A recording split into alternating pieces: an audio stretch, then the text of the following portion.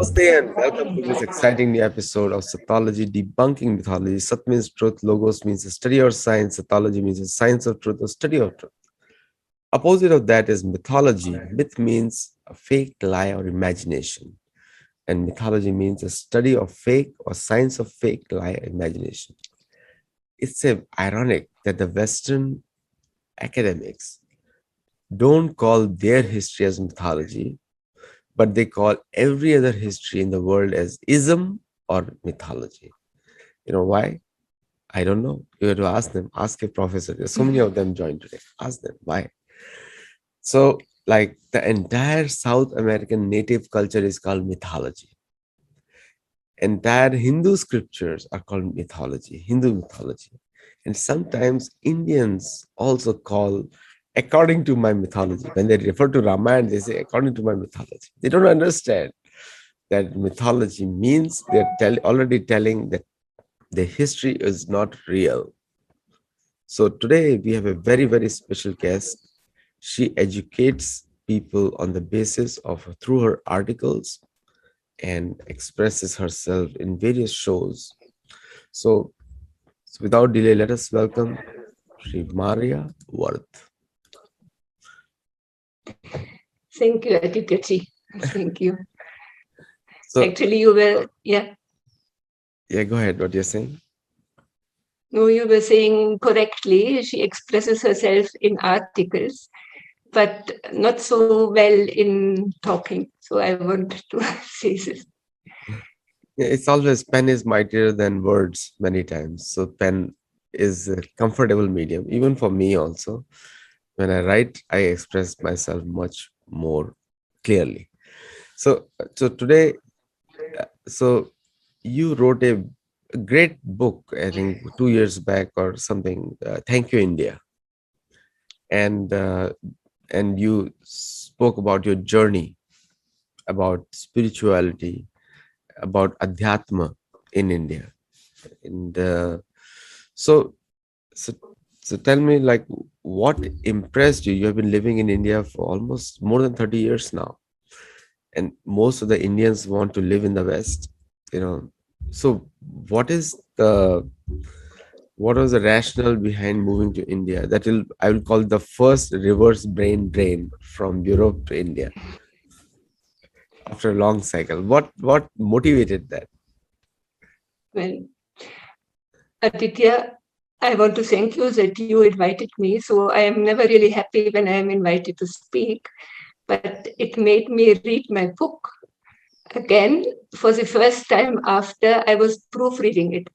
I never read it through in one piece, and actually, I really realized that my writing is quite good. I mean, I don't want to praise myself, but compared to speaking, it's much better.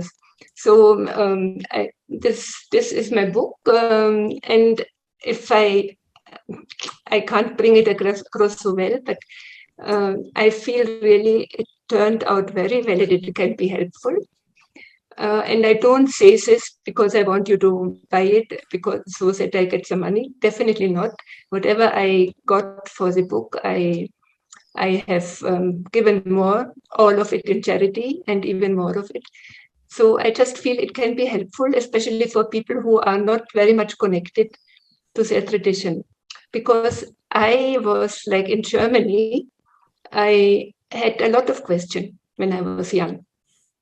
And the main question was, what is important in life? And when there is death at the end, what is the point? Why should I make even any effort? So I couldn't find answers because I had lost faith in Christianity already. So, but when I came to India, I found the answers. And for this, I am so grateful. That's why the title is also Thankyou India, because it really helped me to sort out a very basic philosophical problem. Ultimately, it is about who we are, who we really are. We believe we are this person, and is it true? Or is this more like in a virtual reality? Is it more like an actor on a stage? So when I came to India, I did not expect anything from India. I came to India because a friend kind of persuaded me to make a stopover on my way to Australia because he had something to do in wildlife sanctuaries. He was writing an article and taking photographs. So he convinced me to stop over. It's on the way. India's on the way to Australia. So I did.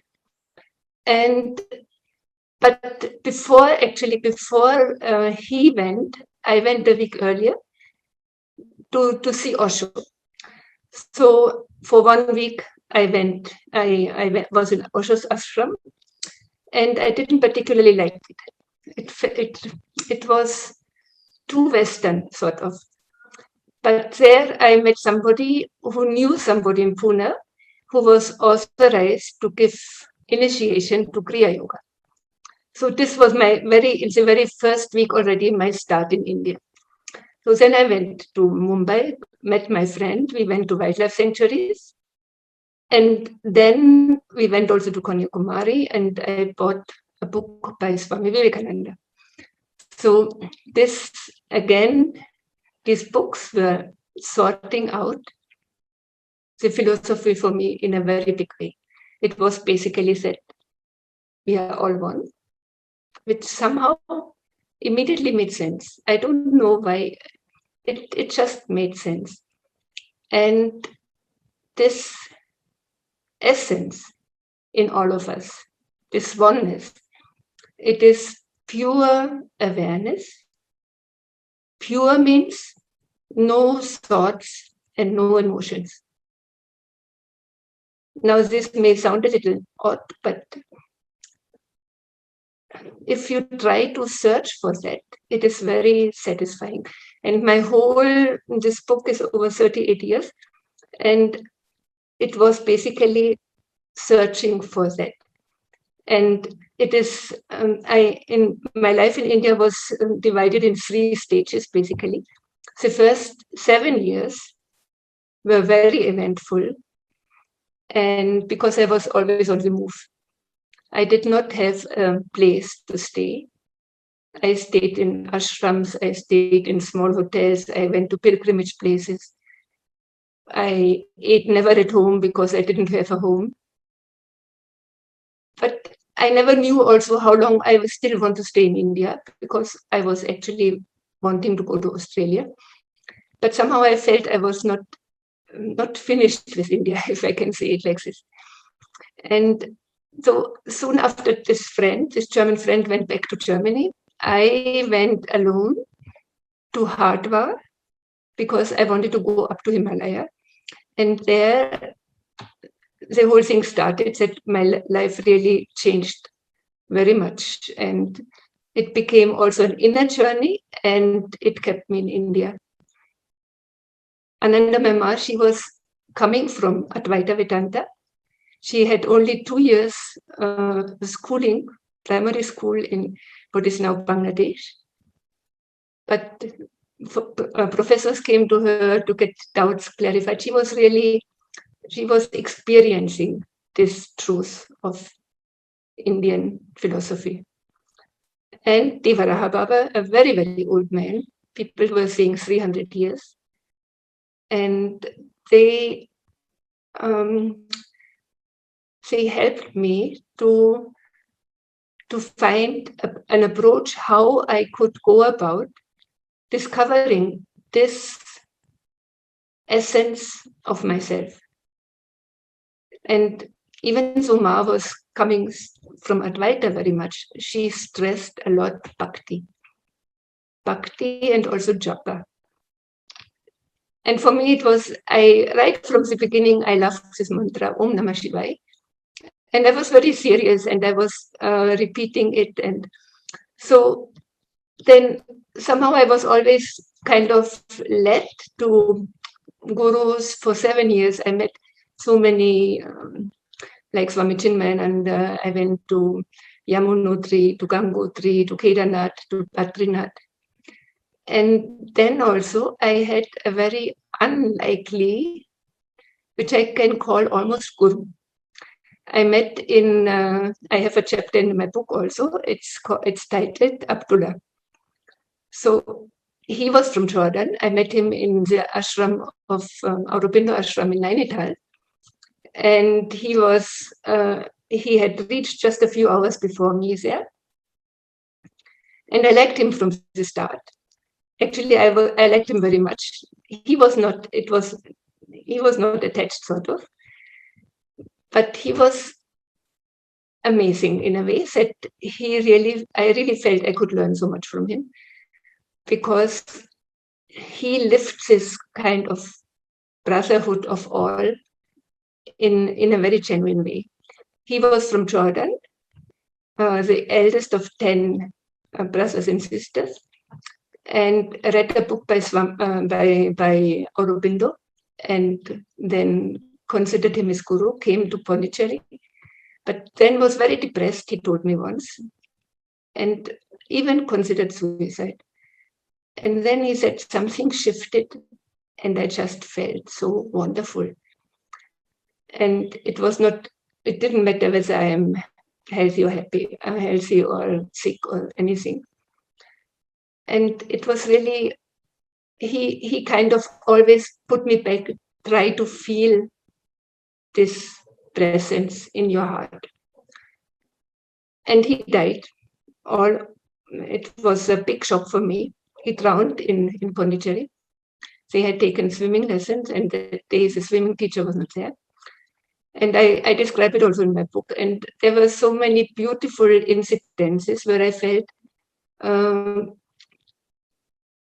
like, for example, soon after he had died, my birthday was coming up. And I was sitting on my bed at night, and was kind of meditating, but was dozing off a little bit.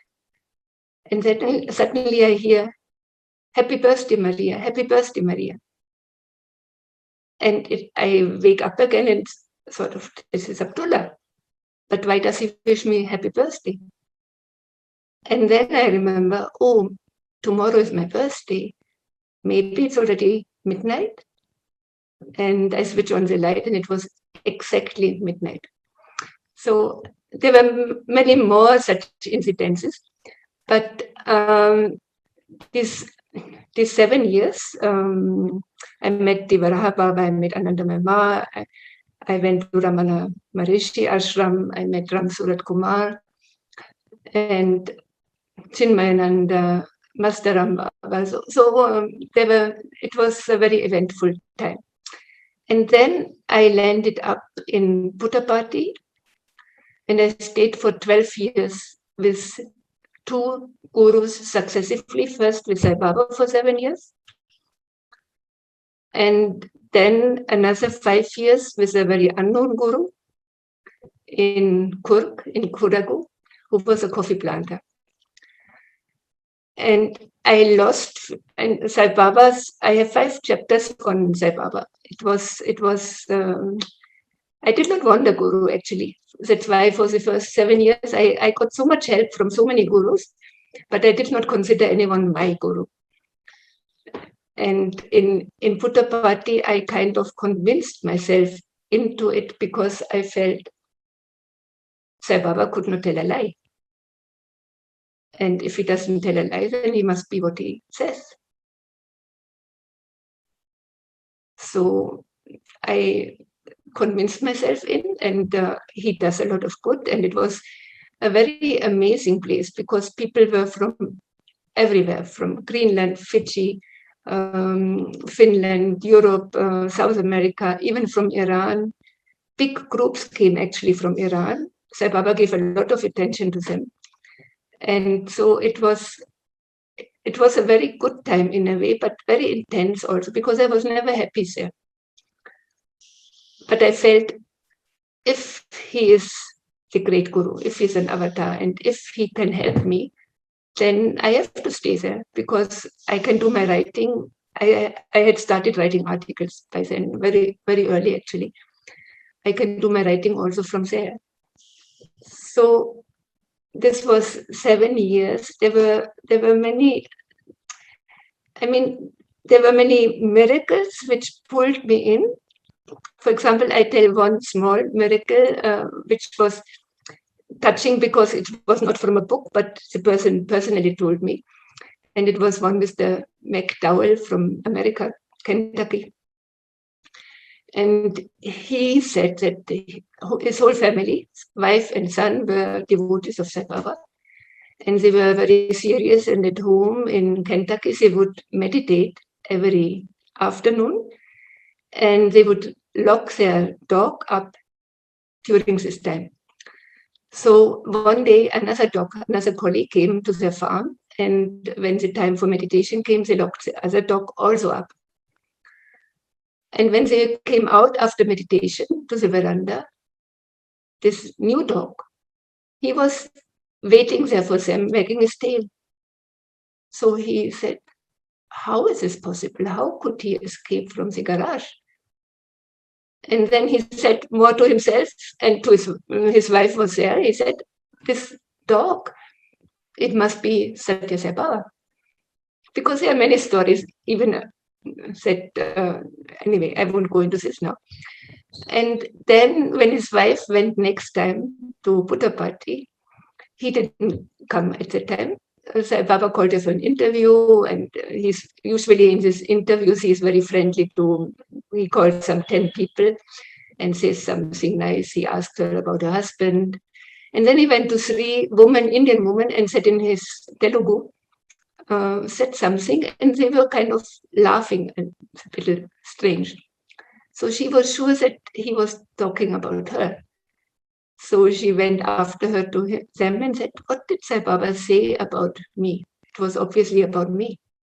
And they said, he said, her husband thinks I am a dog. So this was a strange miracle in a sense. I didn't experience any miracles except maybe some dreams that I thought, oh, he doesn't know my name. And then in the next dream, he would call my name, something like this. But nothing special. But then my face dropped also. Maybe I should also have a chapter in it that I never had the feeling that it's dangerous to look into eyes of people. But in the ashram, there were some people where I really felt it was dangerous almost to look into the eyes. And I had a close contact with one of these women. She was a foreigner woman. I usually did not get to know them. I just had this feeling. But once I landed up in a room with someone like this, and I had a very strange experience with her. And then there was this, maybe you had heard earlier, there was this murder attack on Sai Baba. I was there in the ashram. And slowly, I was getting a little away. But when my face dropped from 1 minute to another, because a very small incident actually.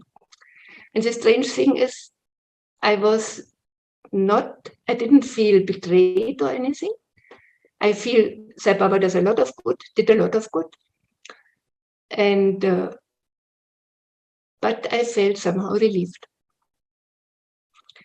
And after that, I got again, not into ashram, but attached to a guru for 5 years.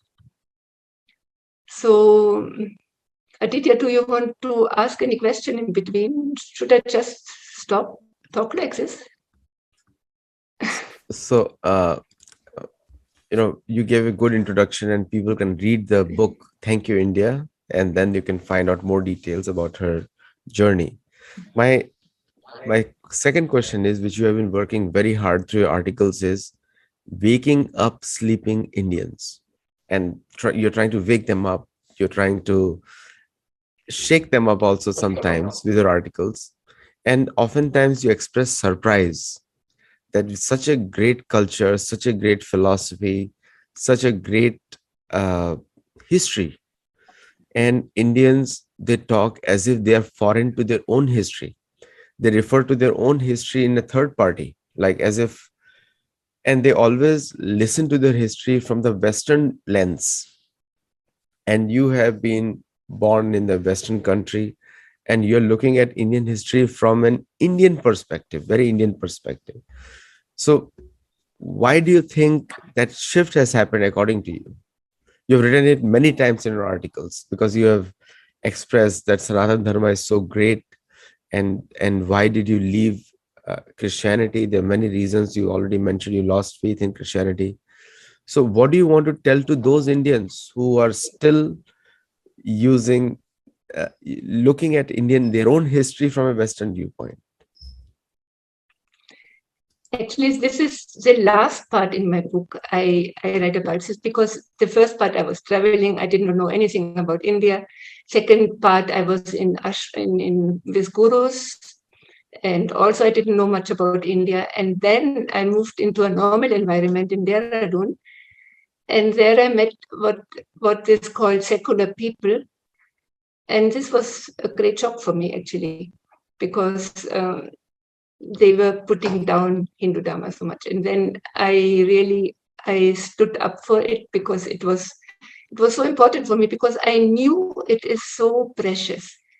You you know what life is about. You know the truth about what the purpose of life, and how to be happy. That happiness has to be found inside it. It cannot be found outside. Temporary, yeah, okay, you can be pleased or happy in, but to be really fulfilled, you need to go inside and you need to contact this essence in you. So all this, it was so clear for me. So I didn't keep quiet when I came to know this. But I would like, I feel that, yeah, Hindus, there's still this kind of, I don't know whether we are honest and have the courage to tell those religions. Maybe also Hindus don't know really what these religions are about and why there's so much attack. It was, I have, in the book I write especially about first education. I won't mention this now, that Macaulay's education has done a lot of harm. English medium education, even like when you are in America now, even otherwise, you will learn English very quickly when you are in an English-speaking country. But to push in English on everybody in India is just a blunder. It is so harmful. But then why are Hindus especially so much attacked? Like the terror thing was there. Why Hindus can never be terrorists? I was convinced. I have a chapter in my book also about it, because I came home on November 26th. I came home from a bhajan, and I switched on the TV, and there was live the attack on the Taj Mahal and on the Oberoi, on a cafe, on the, and then very soon it was already hinted that the terrorists are Hindus, because they have a kalava, they speak in Hindi, they are clean shaven. So I knew this cannot be true. And it was already prepared, even in India, by Indian politicians. Before the attack, there was so much about Hindu terror, saffron terror. Nobody will speak about Muslim terror or green terror, but Hindus were free for all. And I felt it was meant to balance Pakistan. That, I mean, so many Pakistanis were caught also, or generally Islam, in terror attacks. And to put it like on Asians, Hindus also do it. So this I felt may have been the reason. Of course, luckily, thanks to Tukaram Omble, this constable, I mean, he did such a great service to India. He died in the process. He held on to the gun of one of the attackers. The bullets went into his own body and he died. But he held on long enough for other police people to overwhelm this attacker, Kasab, and catch him alive. So it was not Hindu terror. It was very clear, but still, the idea of Hindu terror was not given up. Even sometimes now, they try it. It is it can never happen. There can be bad people, of course, who are Hindus, but they never will do it in the name of Hindu Dharma, because Dharma means you live a dharmic life, and it is possible to kill somebody, even dharmic. It can be dharmic, like when those white rose people tried to kill Hitler, or when I forgot now the name who killed General Dwyer, Udham Singh, I think, yeah, Udham Singh. I have it in the book, I forgot. So it is according to Dharma. If somebody is a very big despot and does a lot of harm to the people, it is possible to kill him also. But it is never dharmic to kill at random people on a railway station. So I was very clear, it cannot be possible that Hindus are terrorists. And luckily, this was also finally proven. But another thing was coming up, and it was coming up rape. In 2012, you may have heard of Nirbhaya. It went all over the world, into the smallest village. And I had a very strange feeling, because all the adults in this case had Hindu names.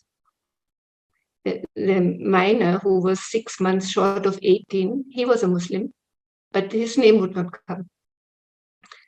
And in 2012 also, in England, the Rotherham scandal broke. And I felt again it was to balance Pakistanis, because there mainly Pakistanis were also responsible for these grooming scandals in so many girls, I think maybe also Sikh and Hindu girls, but mainly white girls, were so-called groomed by Muslims, mainly from Pakistan. So it is so unfair, because Hindus, I think if you would make it, you know your culture, you would see, apart from your wife, you would call us as a sister or mother. It is just not in the culture. Of course, not everybody is following culture anymore, in Hindu culture anymore. And that's why also there's more crime now. But to make Hinduism, Hindu Dharma, responsible for bad treatment of women is just very unfair and not true. So this, I don't know why they do it. I think if there would be if it would be listed who, according to religion, the number of rapes, I'm sure Hindus would be at the very bottom.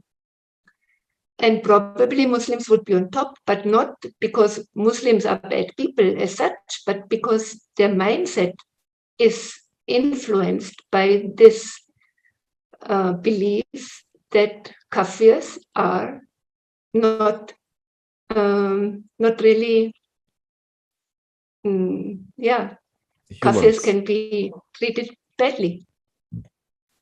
It literally means that they are to be treated like animals.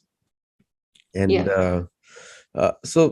coming to the next point, like you did mention, and very few people know that America, USA, is the world's rape capital in many ways.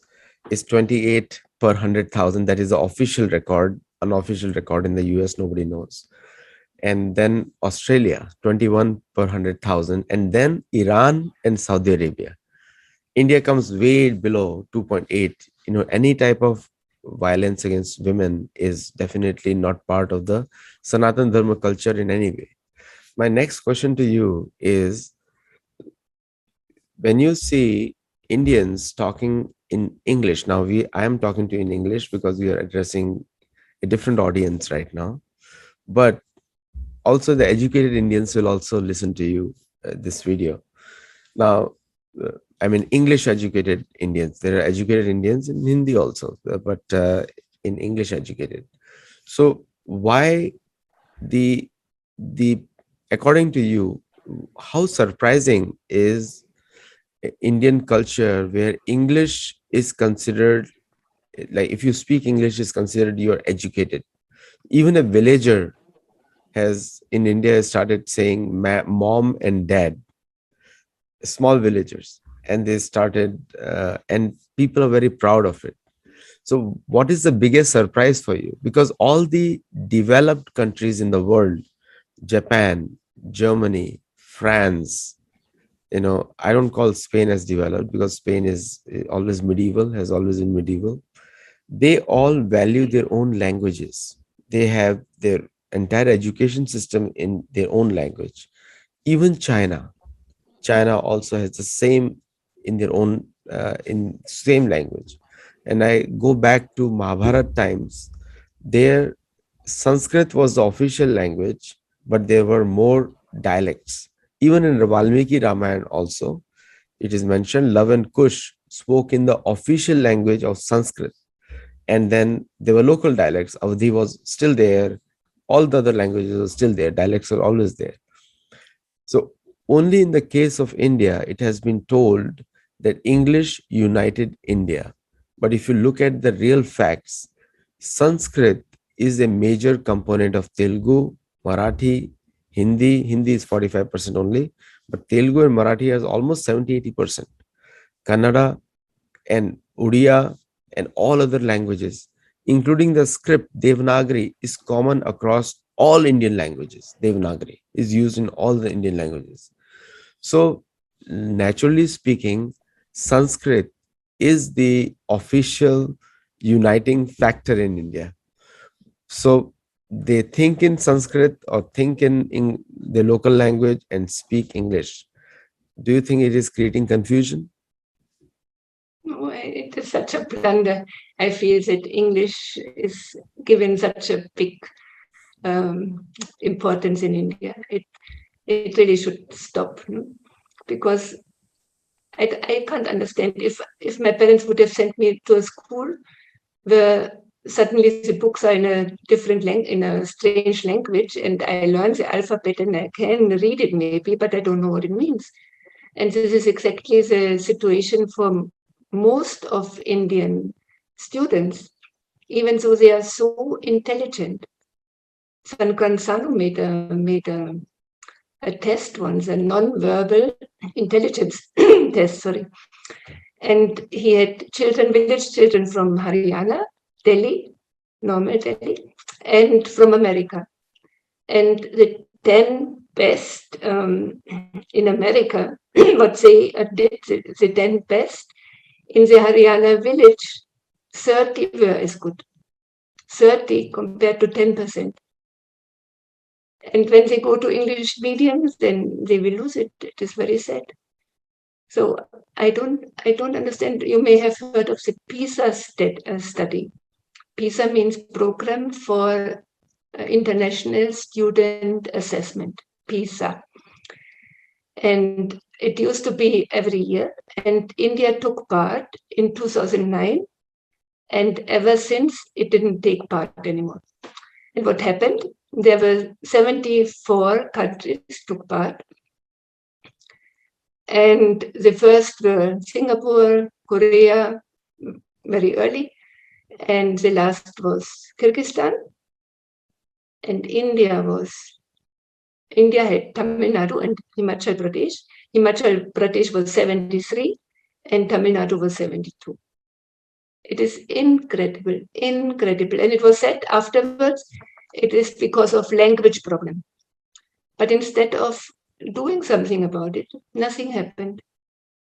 And instead they try to push even more English. You cannot download English into and know it. I know from experience. I was of course, in German medium, and I worked in New York at John F. Kennedy Airport in 1972 for 2 months. And even in spite of this, it took me 20 years in India. I learned English in India, basically fluent, to be able to write in English. It's possible to converse, to understand, even to read slowly, but to be able to write well, you cannot expect it from an 18-year-old student or 15-year-old. It's not possible. Unless his parents speak English at home. But why should people speak English in India? You have a much more perfect language. I mean, Sanskrit, of course, it should be my first foreign language in Germany was Latin. And it helps me to learn easier French, Spanish, Italian. It helps.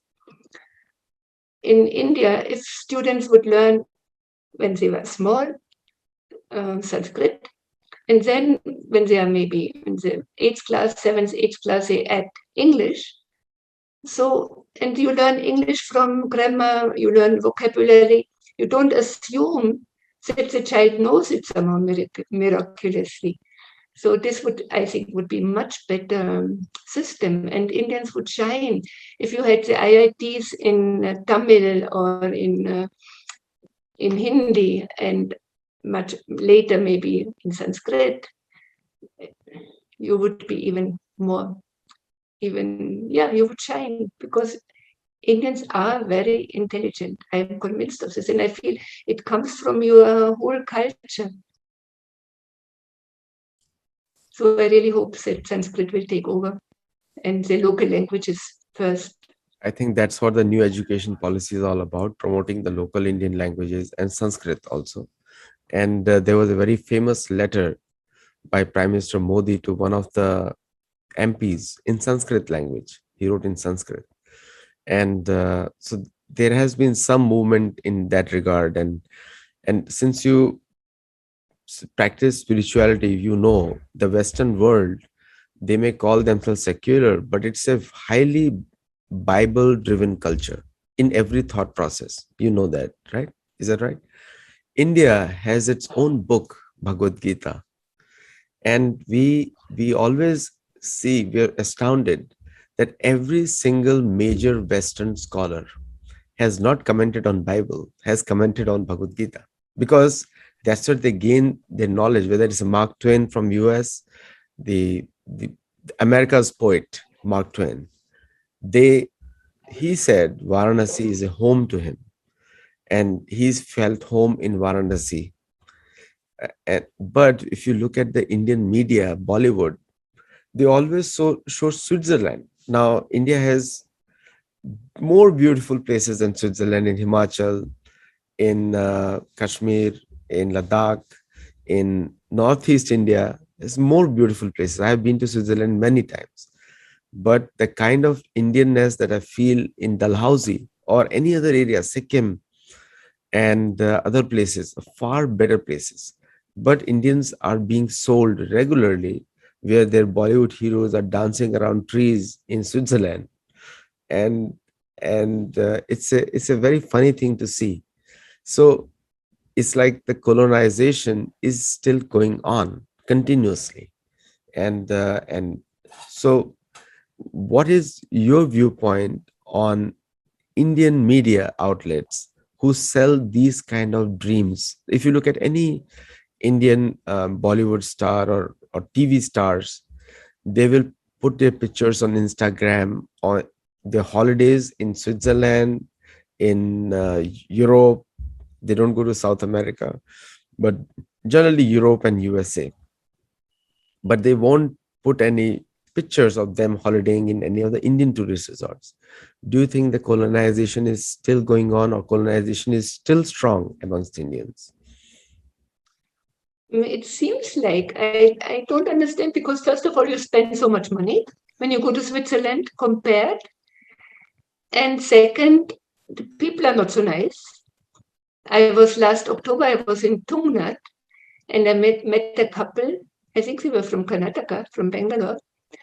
And they were telling me, we wasted our money to go to Switzerland because Tungnat, I mean, it's stunning. And I was in a chai shop on the way to Tungnat, and he said, Uttarakhand is called the Switzerland of India. Then I said, no, it should be differently. Switzerland is the Uttarakhand. I mean, Switzerland is um, no. I mean, Switzerland is not as good as Uttarakhand because usually you say you compare it to Switzerland. No? So why should it be compared to Switzerland? It's so small. The highest mountain is 4,000 meters, and people are also not so nice, and it's everything is so expensive, and you don't get into contact with people usually. I feel it's maybe a kind of status symbol to be able to say I was abroad. Maybe it's for some people it's important to say I have the money to go. I don't know, but I'm quite sure that people who go, they are not so happy, and they know it's not, or they know nothing about India. It's also possible. But I knew a student who went to study in England, and he came back quite soon and he said, oh, what horrible weather. And I didn't like it in England at all. So this is, if you're honest, you can say, no, Europe is not the place really which is it's made to be that it's so wonderful. Of course, whenever you are at a place, you think very far away is much better. But India is the best country. You have everything. You have you have the Himalaya, you have the sea, you have lush vegetation. You have, I mean, India is a really special country. When I first went to London and I saw the river Thames, it looked to me like a drain in India. It's so small. Hindi में नाला है तो नाला के जैसा लगा Yeah, मुझे. yeah, it's also small. Very And small. really, I wonder why is Europe touted so important and so rich? They are rich only because of India and Africa, That's right. because of the colonies. That's right. I mean, and I sometimes think we in Germany we have no what do we have? We have maybe some technology that people like to invent something, and coal we have, but otherwise I don't know why Germany should be so rich. I don't understand.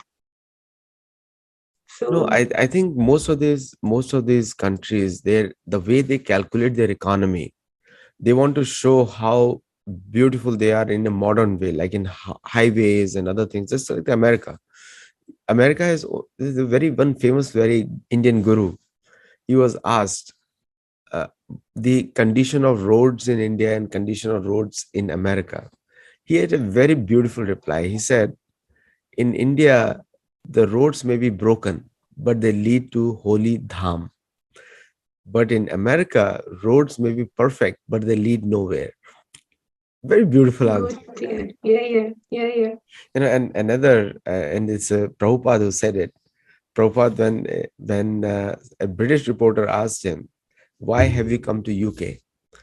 So in London, and it was in 1971, he replied that I have come to give you what you forgot in India. He was giving them a copy of Bhagavad Gita. He said, "You forgot Bhagavad Gita in India. I've come to return to give you that." Because the loot of India will not be complete unless you also take care of the real treasure of India. That's what his point was. So Yeah. But the this real treasure Indians have to discover also again, because many have gone away from that. And this is very important. Also that you really do sadhana. I mean, even japa or following the three yogas of the Bhagavad Gita, bhakti, jnana, dedicating your work to Bhagwan, being always in contact with him. I feel this sadhana aspect is very important to become more sensitive, to discover this inner treasure. Otherwise, it will be very difficult. now cities like Dehradun, which are educational hubs in India, primary education, you have schools like Doon. Now they are selling, they're like another like Bollywood schools. I would call them Bollywood schools because they sell you the foreign pleasure as a real class, the elitist mentality. So what do you have to say on those type of schools who only promote the foreign values? Like, for example, very simple line everybody says in India, RIP, rest in peace. Now, we all know mind is so disturbed without japa, without swadhyaya, without adhyatma. And how can a man who lived all his life in tension will die in peace or will stay in peace? Because if the focus is on the body, when you bury the body, within 6 months, it's eaten by the insects. Now, so so most of these words are coming in and people just using it without understanding it. What do you have to say on that? Well, I feel all our Western kind of mindset or our so called philosophy, our religion, is taken from what is here in India, but very much distorted. And we, I mean, there's a good part about Christianity and Islam also. And this good part is surrender, trust, trust in a great being, trust in God, and dedicate yourself to Him. And don't worry about your life, He will take care of it. This is everywhere. This is in the Bhagavad Gita, it is also in Christianity, and this is in Islam. So this is a good part. But the two religions, Christianity and Islam, they have also what I would call a bad part. It distorts the whole thing and makes it so dangerous and so dangerous that it has killed millions of people over these last 2000 years or 1500 years. Because then they say, this great God, he is like this and that. He doesn't like those. He, I mean, first of all, he's male, he is separate from us, and he wants everybody to follow one particular person, Jesus or Muhammad. And if you don't follow this person, you cannot be saved, you will be discarded, you will be burned in hell for all eternity. And I can't understand that in the 21st centuries, we still don't question this and don't really question this. And this is unacceptable. This has to be banned, that it is taught to children. Teach the good aspect. Religion is about worshipping God, worshipping our Creator. We all have come from somewhere. I mean, there is a power and intelligence beneath all this, and it is Hindus say it is in us. Christians and Muslims are not allowed to say it, even that it is in us, because that is heresy. You would get killed for it. Some mystics in Christianity were also killed for it because they were saying that I am one with God. You are not allowed. That is, but let us find out: is it true? Can we now? Science also comes to this kind of supports this issue that all is one. So Hindus can have all the arguments. Their philosophy stands. But if you question the philosophy of those two religions, it just falls. It has no basis. I sometimes really compared it with when you try to debate about Christianity, for example. Why do you what do they mean by salvation? What do they mean by redemption? What is this and what is the original sin? This is not important. Just see that it has no basis. Why would you go into a house and discuss about the furniture when you can see right from beginning that this house has no basis? Do you get what I mean? Yes, very much. This has been we have been debunking mythology for almost 2.5 years doing all these shows. Now, coming to the identity. Now, all these questions lead to a very important point called identity. See, if you look at all the South American countries, their identity has been destroyed, completely destroyed. Like I went to Brazil, many museums in Brazil a couple of years back, and I could not find any reference to ancient Brazilian history in Brazilian museums on what was their original culture. And I have said it many times that that is the same attempt being made in India by using coconuts. I call coconuts means brown from outside, white from inside. I'm not at all racial oriented. I don't go by the skin color, but I'm saying thought process.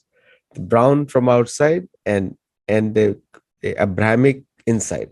That's the kind of, so even the elite Brazilians, they think that they are Portuguese, but they are the sons of the soil. They're born there.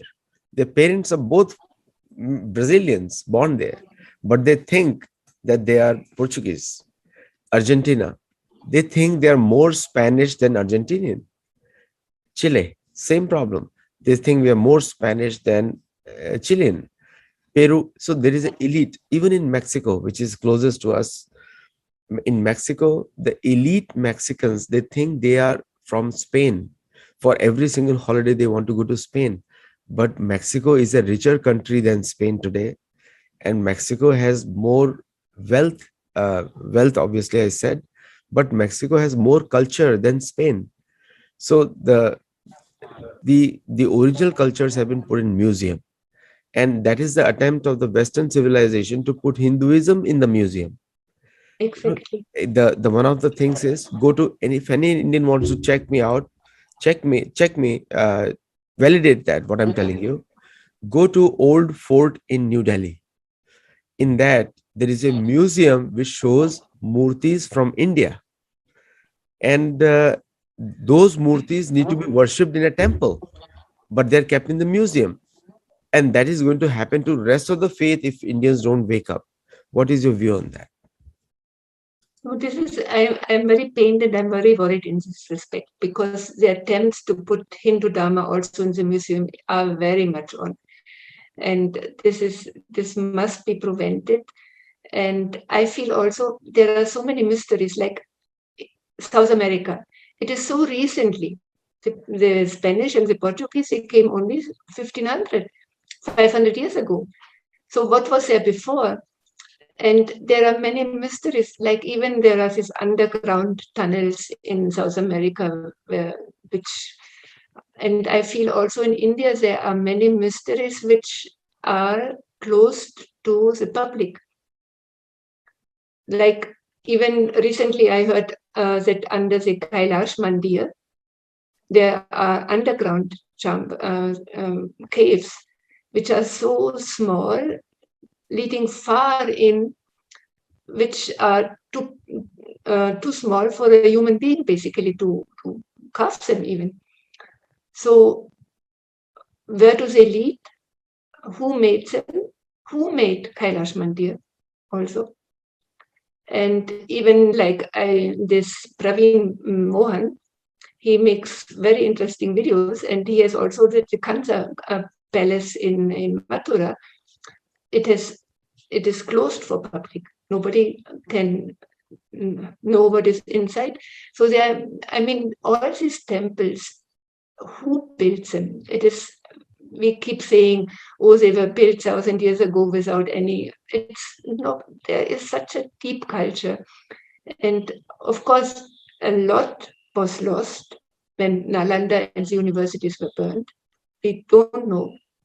A lot was lost. How they,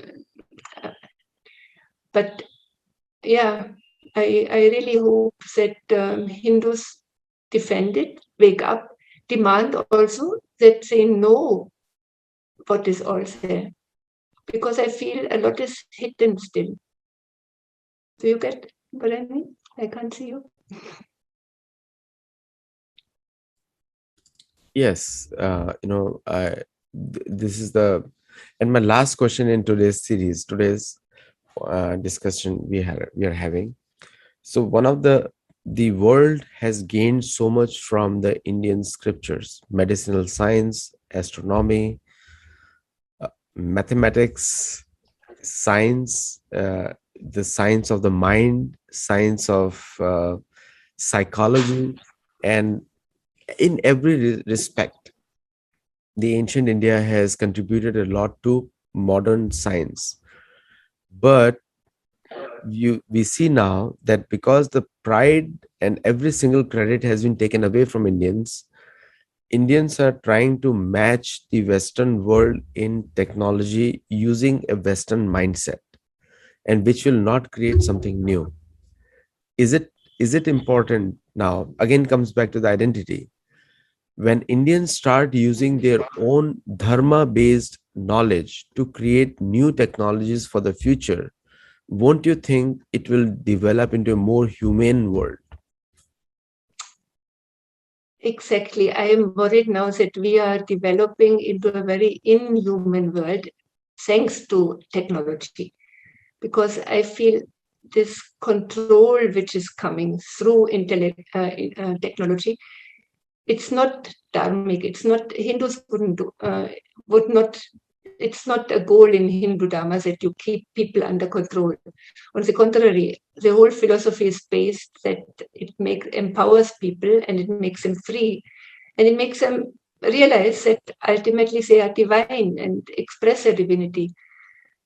So this what is happening now with technology and this control is, yeah, I feel it's dangerous actually.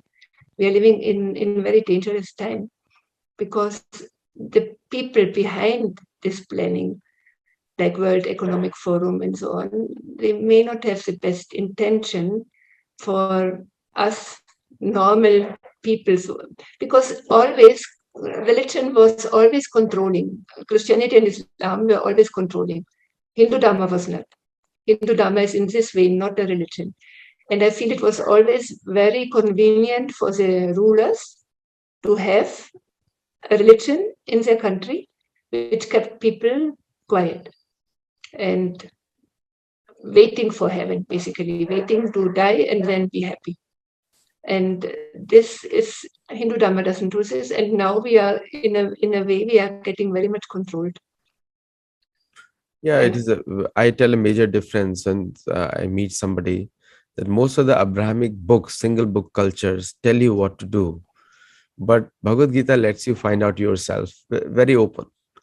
And and when you go through the pages, and Bhagavad Gita is just one book. There is Bhagavad Puran, there is Veda, there are Upanishad, there are Puran, there is Itihas, Ramayana, Mahabharata, all uh, the most documented literature of the planet. And it has information which will astound even the modern scientists. The distance between planets, distance between sun and earth, all those things are very accurately mentioned in the Vedic literatures. And the modern science, when they find out, they come to the same numbers. Just the year also, 365 days, it was already calculated before. So with so many proofs out there, and and there is an Indian version of mathematics also there, Vedic mathematics. Now, what is the need that you see? What is the change that you want to see in India, according to you? Because you're looking at from both perspective, from the Indian perspective, based on an adopted country, and from a German perspective. What changes do you actually want to see that people should make, and so that we can, or Indians can, become the ambassadors of Indian culture to the West? So when they come to the West or any other country they go, they carry that culture and show that their culture is this, instead of adopting somebody else's culture, and including the mindset. well, basically, some of the knowledge has to get into education. I hope it is getting now into education. And then I also really wish that the Christians and Muslims who had gone out of Hindu Dharma would see sense and come back. I don't know whether it's possible, but at least we have to try and tell them and debate with them that look, what is your idea of this great being who is the cause for our existence? We are not doing this. We are not questioning their dogmas, which they are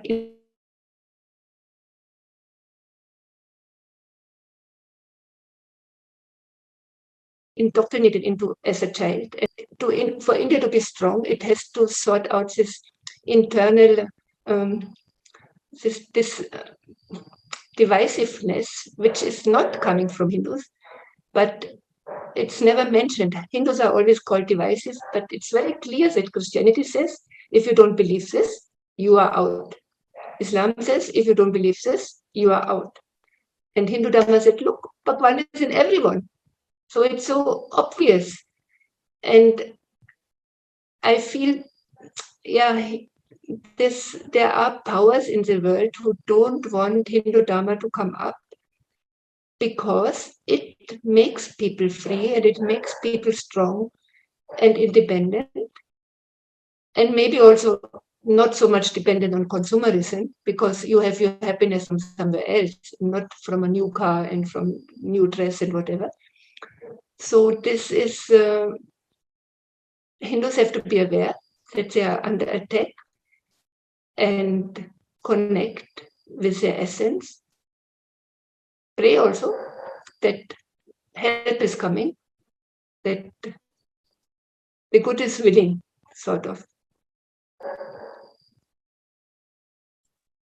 Cult has a very famous definition. I wrote in one of my first books, uh, Sattology, Debunking Mythology. I wrote over there, one way in, no way out. That is the definition of a cult. So, the only scientific process which has not a cult is Sanatana Dharma, because there is a full freedom. Even the Nastics are respected in Sanatana Dharma. There are gurus of Nastic in Sanatana Dharma also. So, the richness of Indian scriptures and philosophy, you can gauge from that if somebody says they don't believe in anything, they are also part of Sanatana Dharma. That is not true in any other culture. So anyway, Maria, it's a great pleasure to speak with you, and thank you for coming on the show and educating us your experience. I know the talk is not sufficient, so those of you who'd like to read the book Thankyou India by Maria Wirth, do read that book. It's available on Amazon and other places. She won't promote it, but I can promote it. So please do that, and let us know your feedback. And we'll have more interesting sessions like that on more specific topics in times to come. Thank you, Maria. Thank Namaste. you, Aditya. Namaste. Namaste.